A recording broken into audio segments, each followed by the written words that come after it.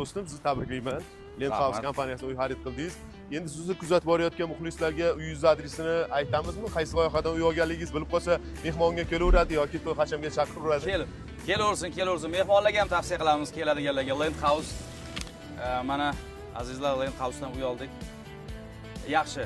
Birinchidan ofisni o'zi faizli, ishchilar yaxshi, bunday tushuntirib, gaplashib hammasini odam tushunadigan tilda sharoitga qarab bir yordam qilishadi. Sotish uchun qurilyapti, turish uchun emas. Shuning uchun tavsiya qilaman. Uylar yaxshi, insof bilan mana lokatsiyani tushuntiradigan bo'lsak, ofislari mana betonkadan o'tib qaytadiganlar, uy olaman deb yurganlar qiziqib bir kirib chiqsanglar, har qalay afsuslanmaysizlar. Uylar ham yaxshi, narxlar ham yaxshi. Endi azizjon do'stim, qayerdan uy olganligini men sizlarga aytaman.